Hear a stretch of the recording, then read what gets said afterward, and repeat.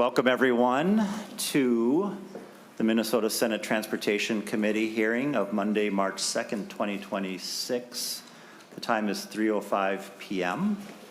and we are in room 1100 of the Minnesota Senate building. A quorum is present.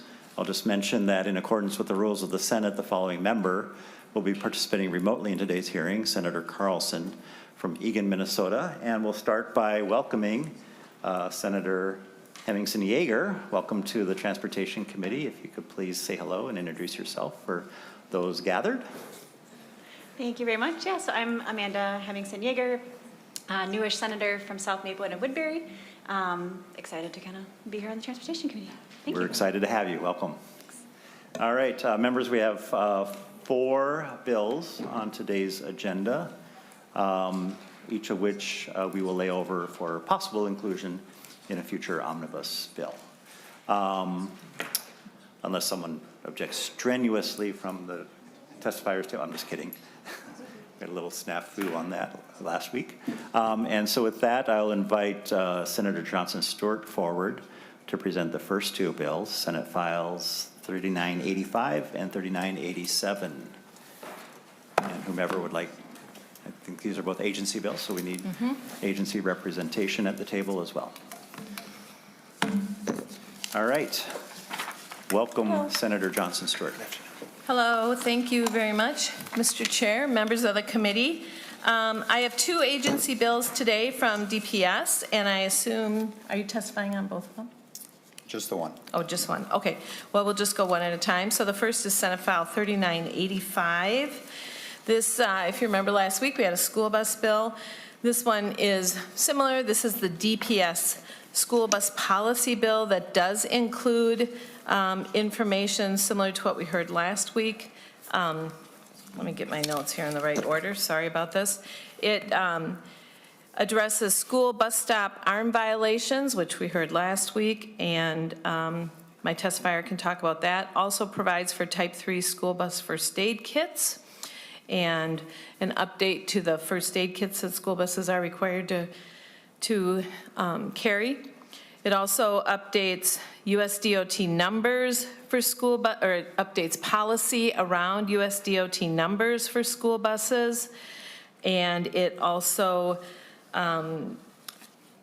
impacts school bus use for training and behind the wheel training for school bus drivers. So I think my testifier will be more competent in describing the need for these, so I'm going to hand it off to him. Welcome, Lieutenant. Please introduce yourself for the record and then proceed. Thank you, Mr. Chair. Lieutenant Brian Rue with the State Patrol. I serve as the State Director of Pupil Transportation for Minnesota. Appreciate Senator Johnson Stewart for carrying this agency policy or initiative for us. As she mentioned, Section 1 is just kind of expanding the use of, or the definition of a school bus to include school buses used for testing and training, which we'll kind of cover again as we get down to Section 3, but it's just kind of a definition change to work with Section 3. Section 2 is regarding the stop arm violation, and that was identical, or at least extremely similar, if not identical language to what the bill that you passed last week with the stop arm not needing to be fully deployed. As I mentioned, Section 3 talks about expanding the use of the school bus that's painted yellow with the stop arm. Currently, existing statute prohibits the use of that vehicle for anybody other than a school or somebody contracted with the school. So if you have a CDL testing or training program that wants to use a school bus for training purposes, they would be prohibited by state statute from doing so. And with federal regulations requiring entry-level driver training to be completed before they can take their test, they need to have that behind the wheel training with the vehicle they're using. So this would expand the use of that school bus to those testing schools, like a CDL testing school, such as a community college or anybody else that does for-hire CDL training, to use that school bus without having to repaint it, and they need the stop arm and stop lights to actually practice with those vehicles to meet those requirements of ELDT. And it would alleviate some of the burden from the districts or contractors from having to provide that training themselves if they don't have staff that can do so. The Section 4, as far as requiring the use or companies that have a US DOT number. This aids us in our inspection process. We inspect every school bus in the state, and as a result of a legislative audit back in 2008, we were urged to publish the inspection results on our website for the public to see. With our current inspection software, which is the same program that we use for our general commercial vehicle enforcement program, everything is tracked by that US DOT number. So requiring the districts to get, and contractors to have a US DOT number for school bus use would eliminate the need for us to get a different inspection software program just for school bus inspections, provide that transparency for the public to be able to continue to see those inspection results. Getting the US DOT number does not cost them anything. They can do it in a matter of minutes on Federal Motor Carrier Safety's website, and there's no additional requirements that they would fall under just by having that US DOT number. It doesn't pull in any federal regulations. It's strictly just to help categorize or organize the carriers in our system. And I think as the notes reference, most of them have them already. Most of them, when we tell them why we need them to get one, don't balk and agree to do so. But we have had some newer companies or carriers that kind of push back, well, where does the law require us to do so? If we can just get some assistance from you and having the law require that, that would be helpful. And then section 5 regarding this type 3 first aid kits. The current language for the type 3 first aid kits is back from 1994 and prior. It talks about some antiquated pieces of equipment that you can't even get, such as a padded tongue blade. So the desire is just to require the type 3 school bus switches. Should provide some context on what that is. It's these smaller passenger cars, minivans, Suburbans, 10-passenger vans that they use for school transportation outside of your traditional yellow school bus. Just to require them to have the same first aid kit, so there's no discrepancy between the two carriers. Won't have to have two different supplies in stock on hand. They can just interchange one from the other. With that implementation, we don't expect everybody to just to trash what they have right now. Make it a requirement for vehicles model year 2027 or newer, so new vehicles being introduced into type 3, and then give them that 3-year phased-in process for the rest of the fleet, so we aren't can have it more delayed response for them to do it, but get them to that point by 2030. I think that's a fairly thorough overview of what the intent is of the bill, and I will stand for any questions. Thank you, Lieutenant Rue. Senator Jasinski. Thank you, Mr. Chair, and thank you, Lieutenant Rue, and thanks for all your service.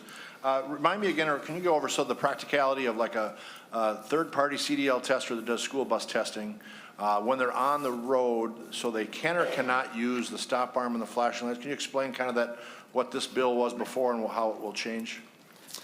Senator Jasinski, I think it's training, not testing, but yeah, I had the same question. So Lieutenant Rue.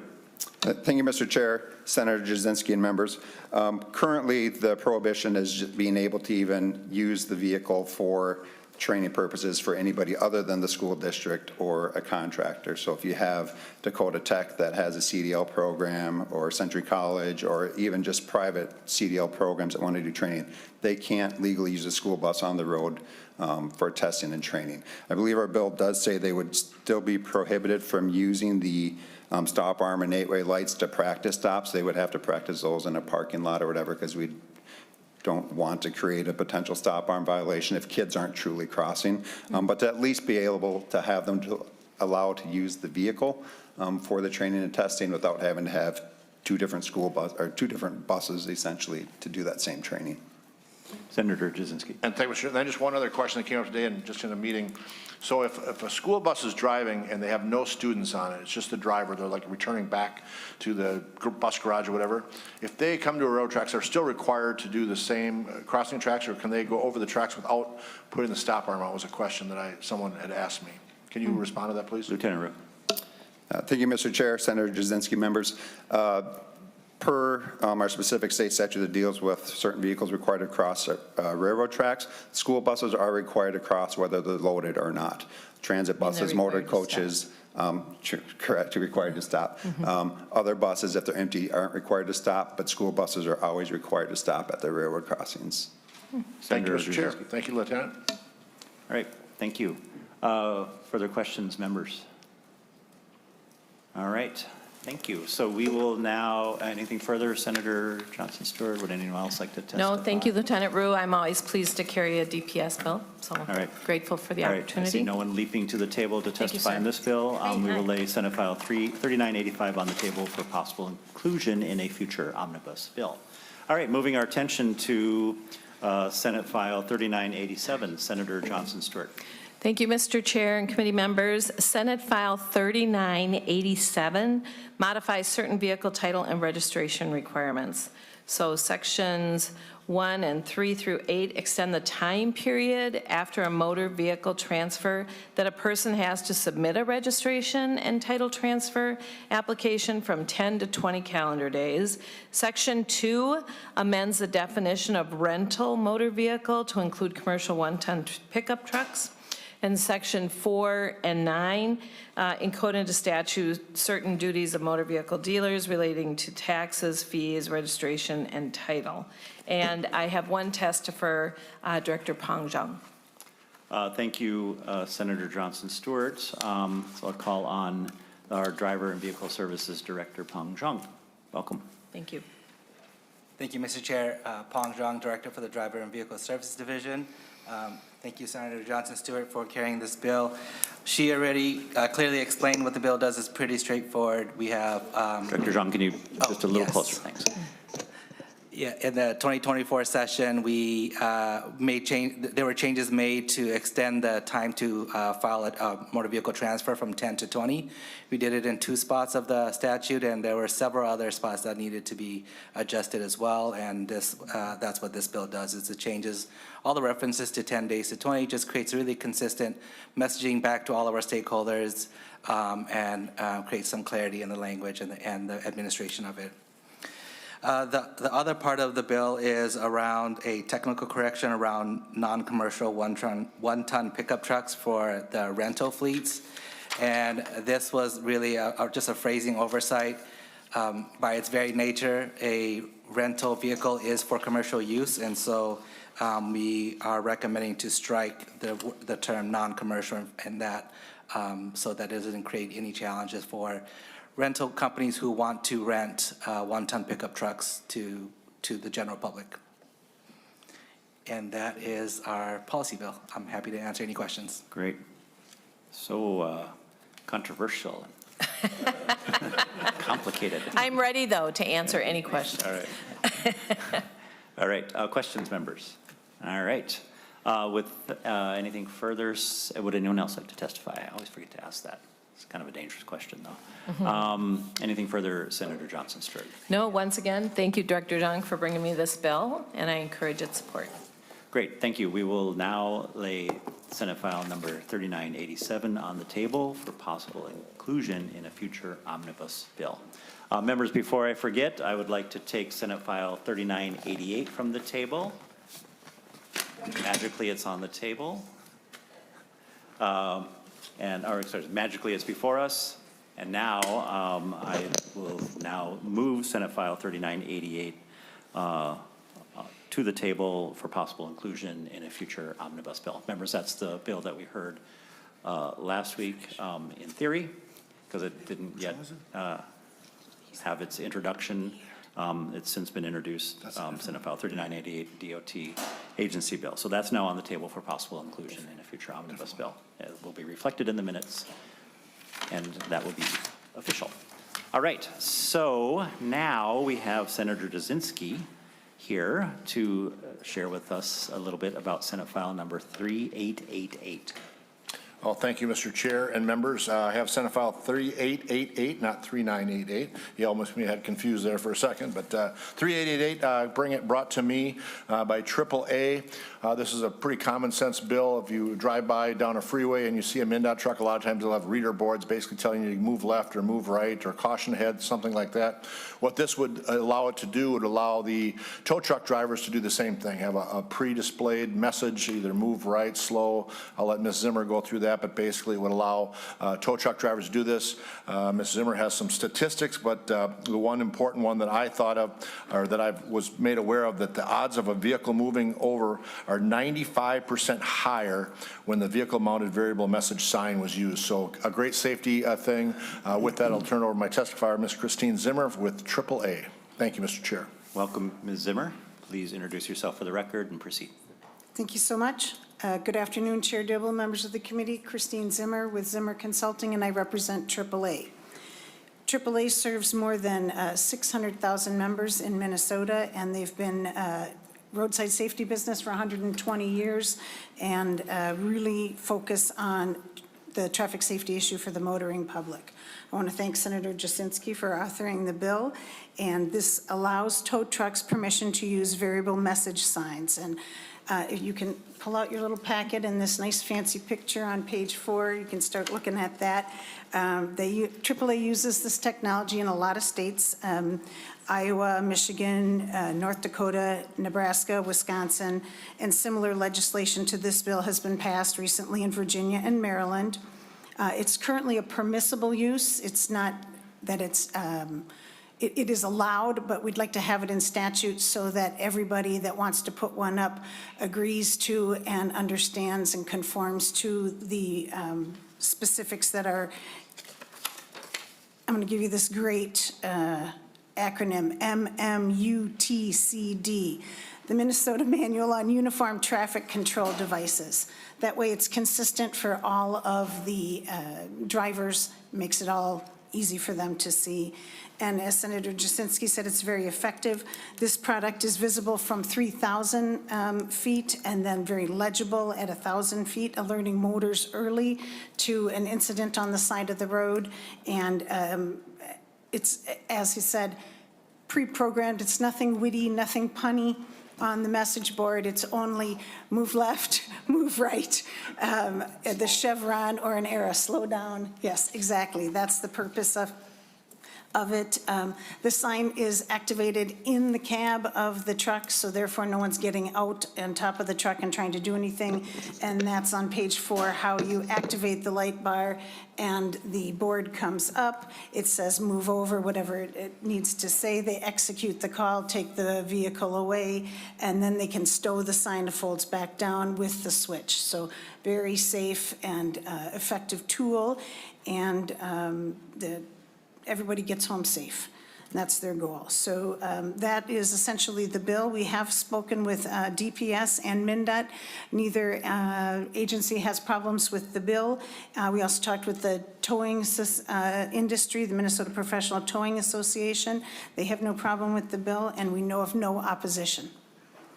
So Chair Dibble and members of the committee, on behalf of AAA, I'd just like to respectfully ask for your support of Senate File 3888. And I'm happy to stand for questions. Great. Thank you, Ms. Zimmer. I did have one question. Yeah, Senator Johnson, what's the shortened version of the MUTCD. MUTC? Oh, sorry. The MUTCD? Chair, the MUCTA. MUCTA. MUCTA. That is So- what we call it, the MUCTA. It's the manual on the Minnesota Manual on Uniform Traffic Control Devices. Yes, which we love talking about in this particular committee. So the question on that was, that's what Rudine and I were talking about when you were making trouble for your bill, Senator Jasinski.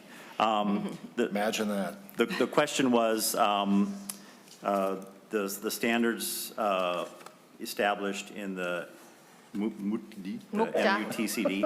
I can't say that. Does that refer to like the messages themselves, or just the size and the standard of the message device? I can check to be 100% sure, but I'm pretty sure it's about the messages as well as the sign itself, the size of it, the height and the width. But it looks like I could phone a friend over there. Maybe Senator Johnson Stewart has an answer. And Senator Johnson Stewart, if you could also clarify if we allow witticisms, colloquialisms, neologisms, portmanteaus, hashtags electronic or internet shorthand or slang, popular cultural references that target or comprehended by a limited segment of the driving population, or any other message relying on hidden meanings, targeted cultural knowledge, or unconventional syntax to understand the message. Is that covered in the MUCTI? The MUCTA? So, Mr. Chair, thank you for the question. Actually, I was going to offer that up just as clarifying information. So the MUCTA not only, so does everybody understand I'm like saying the the whole long thing? It not only it specifies the minimum size, the lumens, so the brightness, it specifies the way it's mounted, every specification you can imagine about a sign, as long as, if the statute says that it complies with the MUCTA, then every one of those things would be complied with and has to be complied with. The question about the colloquialisms and the witticisms, et cetera, I think we would have to rely on their commitment not to include that. I heard her say that. And so without going down the road of, the details of last year, we did debate this on the floor. I don't think that's precluded as is, but in the MUCTA, it doesn't specifically mention anything about the message itself, just how the message is conveyed. Great, that's helpful. If we need to finesse to make sure that the standards of the sign, its geometry and specs conform to the MUCTA. manual, we'll tweak it a little bit. Senator Johnson-Stewart. Yeah, Mr. Chair, I just want to say that I believe that to be true. The MUCTA is about this thick, and I don't know for sure, but I don't think that there's any constraints around the actual content. Great. Thank you. All right. Members, anything further? Senator Farnsworth. Thank you, Mr. Chair, and I want to apologize for this before I say it, but I think there's probably a 67% chance that there's going to be a pop culture reference. I rule you out of order.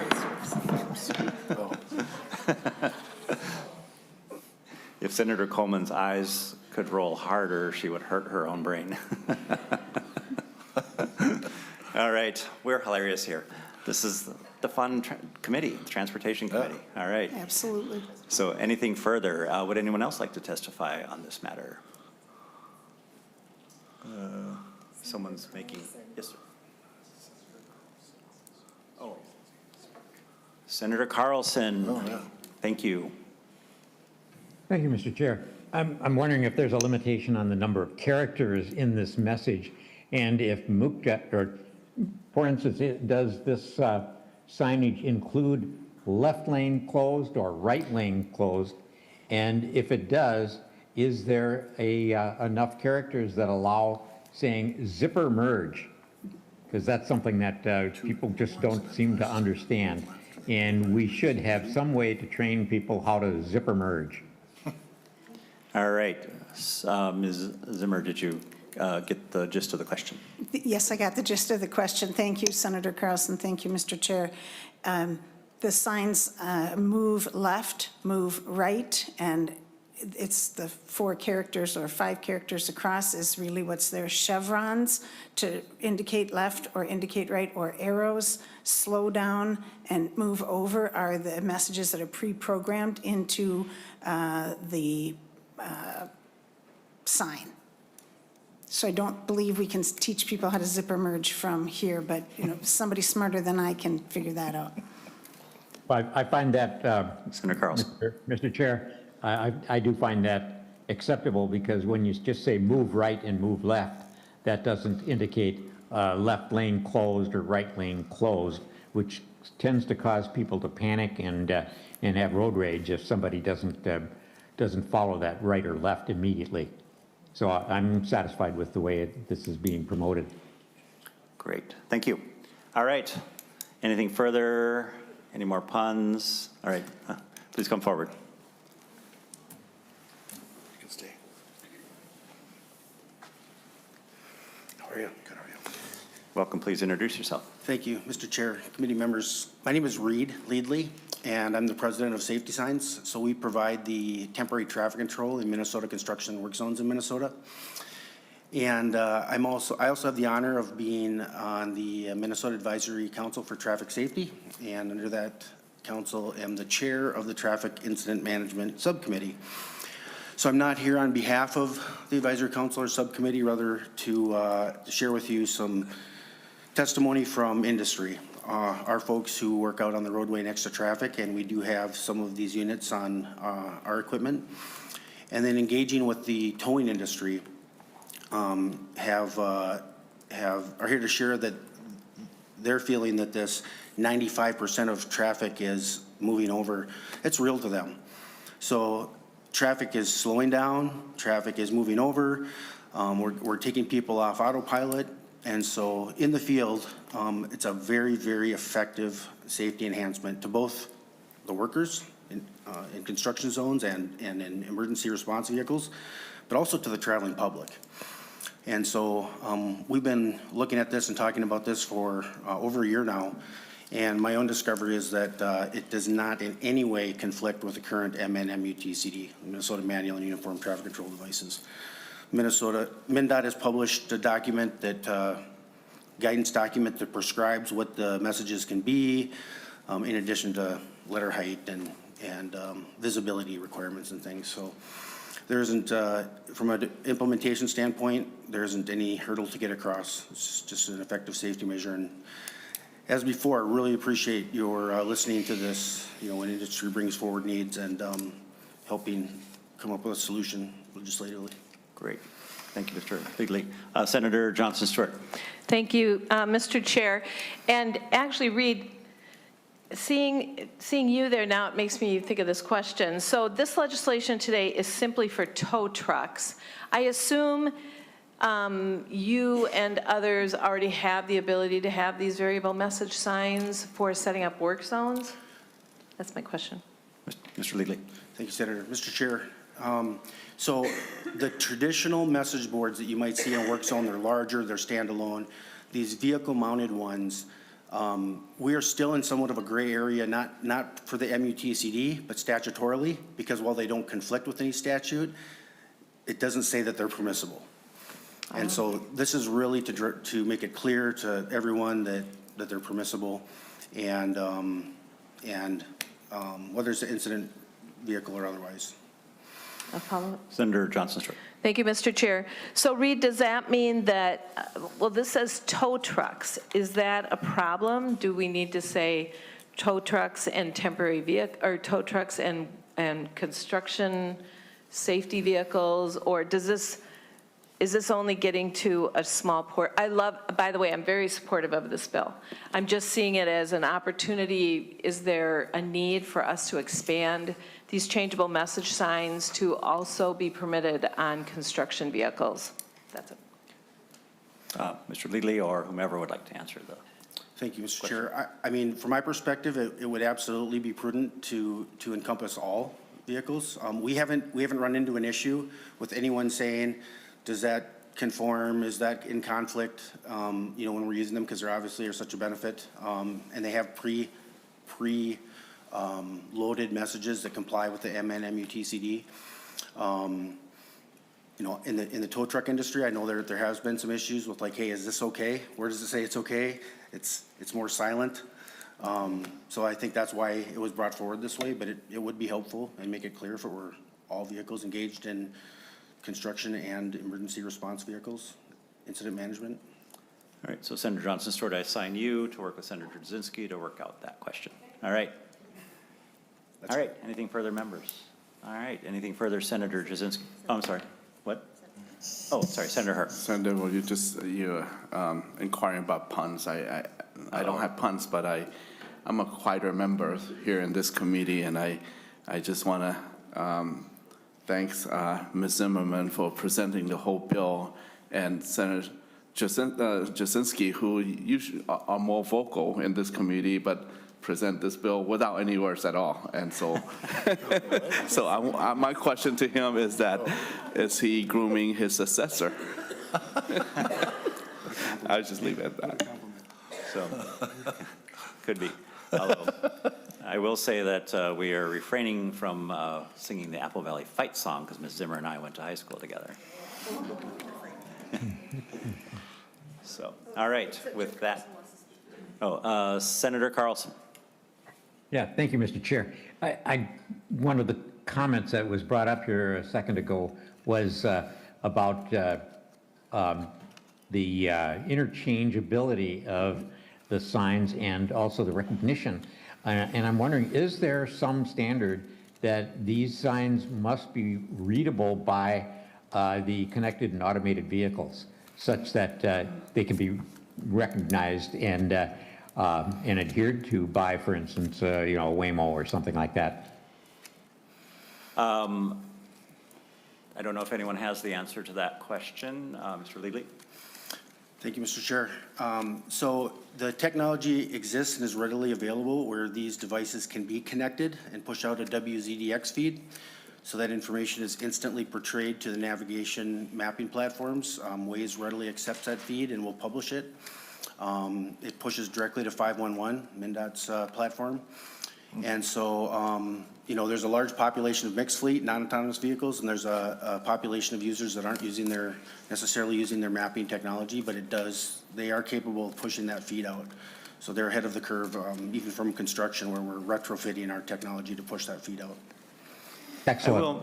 I will mention that I was on my way to see Senator Johnson Stewart at her church the other night, and I was happily following my little Apple Maps, north on 94 to go westbound on 394, only to discover that that ramp was closed, and my map didn't tell me that, and so I had to go way out of my way to get pointed westerly to the western suburbs. So failure of whatever fails when that doesn't get noticed on my Apple Maps. Yeah, so it's not magic. It's not like foolproof. So if I were a automated vehicle, I'd be up a creek. You would still be missing. Yeah, I'd still be driving around. All right, we're going to have that hearing soon, talk about all that stuff. That'll be really fun. All right, anything further on Senate File 3888? Senator Johnson Stewart. Thank you, Mr. Chair. I close, promised and then- Senator Jasinski I would ask publicly if I could be added as a co-author to his bill. Mr. Chair and Senator Johnson, I'll think about it. No, I'm just kidding. Of course you can be on it. All right. Send a note down to the desk. All right. With that, we will lay Senate File 3888 on the table for possible inclusion in future omnibus bill. Mr. Chair, just one last thing. I know Senator Hurd left the room, but when you have great testifiers, you don't have to say a lot. So thank you for the bill. He's back. He can hear it back there. All right. All right. So is Senator Dahms here? Thanks, Christine. Thank you. Oh. Thank you so much for bringing this forward. You bet. Appreciate it. All right. Senator Dahms, is your bill going to be as much fun as the last bill? That's pretty hard to top. All right. Senator Dahms is here to visit with us about Senate File number 3953. Please proceed at your pleasure, Senator. Well, thank you, Mr. Chair and members. And Senate File 3953 is a bill that makes a couple of small changes to an already existing agricultural license plate that dedicates half of the proceeds from the plate to the Minnesota FFA Foundation and the other half to the Minnesota 4-H program. This dedicated agricultural plate was passed during the 2021 legislative session and has been an incredible success in providing additional funds to these two programs. Senate File 3953 would expand the opportunity to purchase the dedicated plate to commercial one-ton pickups and farm trucks. Minnesota FFA Foundation discovered this oversight when a supporter tried to purchase a dedicated plate for their farm truck and found out that they statutorily was necessary to make this happen. The Minnesota FFA Foundation worked with DVS to develop the language in this bill that would provide for the opportunity for even more Minnesotans to voluntarily donate to the FFA and 4-H groups.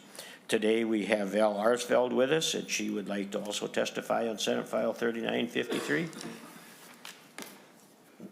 Thank you so much. Ms. Arsvold, please introduce yourself and then proceed.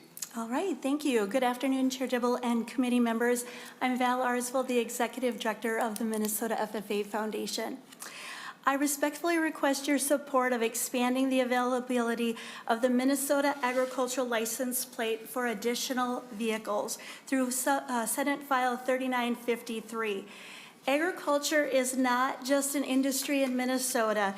It is a way of life, an economic driver, and a powerful pathway for young people to build leadership, technical, and career readiness skills. This agricultural plate has become a meaningful way for Minnesotans to show their pride in agriculture while directly investing in the next generation. In just the first 4 years of being available, the plate has already sold over 4,115 plates. It has generated over $200,000, which has been divided equally between Minnesota FFA and Minnesota 4-H. Two organizations that are working to serve tens of thousands of students annually. The impact of these dollars is real and is measurable. Because of this funding, more students have been able to participate in hands-on agricultural learning experiences, develop the technical skills in the areas of power, structure, and technology. And I mention this because as we speak, there are 59 students participating in Minnesota FFA's very first tech conference, Technology Empowered Careers. This hands-on opportunity is allowing those students to work with some of our industry partners and future employers so that they align their education with these career opportunities. These dollars have allowed additional leadership conferences to be involved with and career exploration events. They've gained supervised agricultural experiences that will prepare them for the workforce. These opportunities do more than just teach students about agriculture. They build confidence, leadership, problem-solving ability, and a strong work ethic. They prepare young people not only for careers in farming, but for roles across Minnesota's entire agricultural economy, from engineering and technology to business, science, and skilled trades. The demand for these opportunities continues to grow. At the same time, the agricultural workforce faces significant shortages. Expanding eligibility of the agriculture plate to additional vehicle classes is a simple, cost-effective way to increase participation, generate additional revenue, and further strengthen the pipeline of skilled, motivated young people entering agriculture and related industries. The bill does not create a new program. It builds on one that has already been a proven, popular, and impactful one. It allows more Minnesotans who want to show their support for agriculture to do so while investing in youth development across the state. When someone chooses the agriculture plate, they are showing that agriculture matters, that young people matter, and that the future of one of Minnesota's largest industries matters. So on behalf of thousands of FFA and 4-H members that are currently served by our programs, as well as those FFA and 4-Hers still to come, we ask you for support of this bill and to expand the opportunities for Minnesotans to show their support for these youth involved in agriculture. Thank you. Great. Thank you, Ms. Harsvold. Would you mind pointing out and introducing the young people from FFA who are here?